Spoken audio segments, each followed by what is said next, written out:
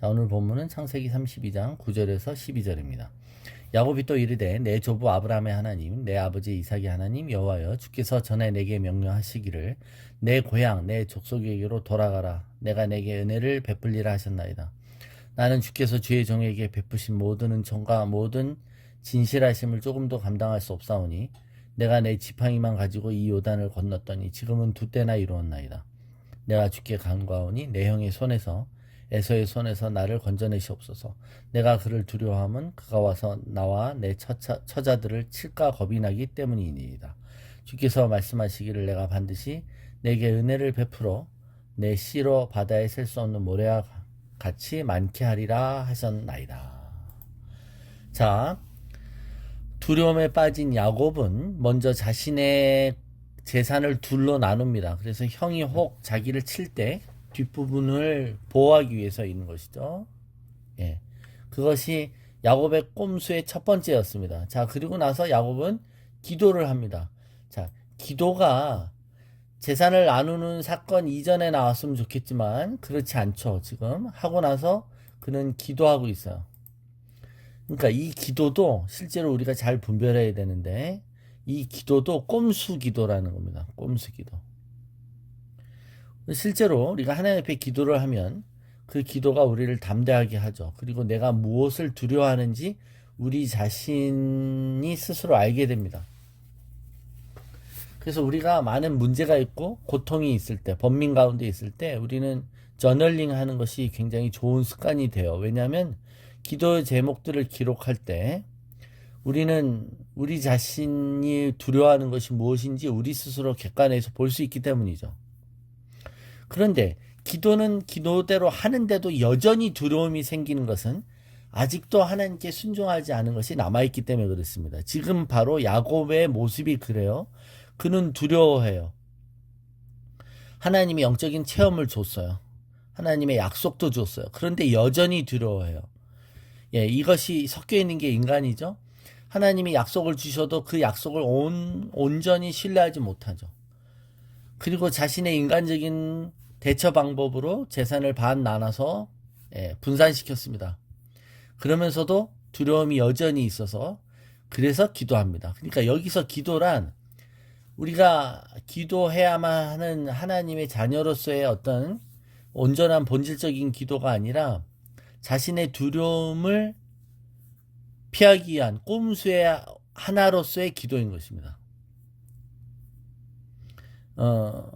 두려움이 생길 때 우리가 계속 두려움이 아직도 남아있는 건 뭘까요? 그것은 자기가 잘못한 것을 의식하죠. 그것을 여전히 갖고 있어요. 그래서 우리는 우리의 암담한 현실이나 은밀한 죄악을 있는 그대로 먼저 고백하는 것은 우리를 참 자유케 하죠. 근데 그게 안 고백된 상태에서 두려움이 여전히 있어요. 그러면 우리의 기도는 온전하지 못한 것이죠. 형이 자기를 공격할까봐 두렵다라고 얘기합니다. 이 부분은 정직해 보이죠? 그러나 그는 자신이 무엇을 잘못했었는지 얘기하지 않아요. 자기가 집착했었던 자기가 무엇을 원해서 그랬었는지 그러고는 하나님이 도와달라고 하는 겁니다. 자, 야곱은 지금 두려움 때문에 자기 나름대로 보관을 준비했습니다. 재산을 두 패로 나눠 분산시킨 것이죠. 그 나름대로의 계획을 만들어 놓고 하나님이 자기를 도와주시도록 간구합니다. 그러니까 그럴 때 우리의 두려움은 제거되지 않는다니까요. 하나님만을 온전히 의뢰할 때 우리는 하나님께 온전한 자세로 나아가는 것이죠. 그럼에도 불구하고 인간은 자기 나름대로 여러 가지 방법을 쓰는 것입니다. 자, 두려움의 근본 원인을 하나님 앞에 있는 그대로 고백하지 않는 한 그 사람에게 향하는 하나님의 친절과 뜻은 뭘까요? 그것은 바로 그를 두렵게 하는 것입니다. 여러분, 원래 두려움은 하나님께 오지 않죠. 근데 하나님이 주신 두려움들이 있어요. 디모데후서 1장 7절. 하나님이 우리에게 주신 것은 두려워하는 마음이 아니요 오직 능력과 사랑과 절제하는 마음이라 그랬습니다. 그죠? 그런데 하나님이 두려움을 주지 않아요. 근데 하나님 우리에게 근심케 하시다는 겁니다. 고린도후서 7장 10절부터 이하. 하나님의 뜻대로 하는 근심은 후회할 것이 없는 구원에 이르게 하는 회개를 이루는 것이요 세상 근심은 사망을 이루는 것이니라. 보라, 하나님의 뜻대로 하게 된 이 근심이 너희로 얼마나 간절하게 하며 얼마나 변증하게 하며 얼마나 분하게 하며 얼마나 두렵게 하며 얼마나 사모하게 하며 얼마나 열심 있게 하며 얼마나 벌하게 하였는가. 너희가 그 일에 대하여 일체 너희 자신의 깨끗함을 나타내었느니라. 그러니까 여러분, 하나님 우리를 근심케 하시죠. 예, 그래서 우리가 회개에 이르게 하시는 것입니다. 그러니까 여러분, 회개가 없는 어떤 종교적인 포맷도 다 거짓인 것이죠. 하나님은 자신의 뜻을 이루시기 위해서 성령의 역사를 시작하십니다. 근데 성령이 우리를 찾아오셨을 때 가장 먼저 우리에게 회개의 영을 부으시잖아요. 회개가 없는 성령의 역사는 없는 거예요. 회개가 없는 부흥은 없는 거예요. 그때 인간은 회개하지 않은 상태에서 자신의 계획을 끌어들이고 즉 꼼수를 부린 후에 하나님 보고 그 꼼수를 도와달라고 종교적으로 요구하는 것입니다. 하나님을 자신의 프로그램 속에 넣어놓는 것이죠. 하나님께 온전히 자신을 맡기는 게 아니라 그리고는 자신의 계획과 프로그램 전략 속에 하나님께 역할을 나누어 주는 것입니다. 즉 하나님을 꼭두각시로 만드는 거예요. 이게 종교적인 위선이고 외식이며 스스로를 속이는 것이죠.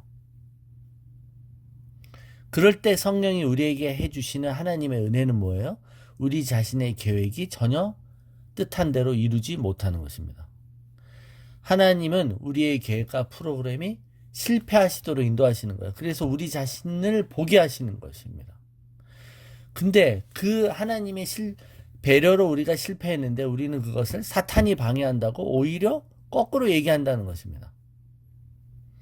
그러니까 여러분, 우리는 하나님께 온전히 정직해지기까지 우리 삶에 일어나는 것을 온전히 분별할 수 있는 분별력을 상실하는 겁니다. 특별히 거기에 종교적인 위선과 또 기도 이런 것으로 자신을 가리울 때 더 알 수 없는 것이죠. 네. 여러분, 우리가 기도하면서도 회개 안 하고 기도하면서도 여전히 근심하고 기도하면서도 여전히 두려워하고 있다면 우리는 기도하지 않은 것입니다. 기도하면 하나님께 내어드려야 되죠. 기도하면 하나님을 신뢰할 수 있어야 되는 것입니다. 기도가 종교적인 기도에 불과한 것입니다. 야곱의 삶을 우리가 이렇게 하나하나 뜯어볼 때 우리 자신과 비교해서 우리는 그것을 깨달아야 되는 줄로 믿습니다.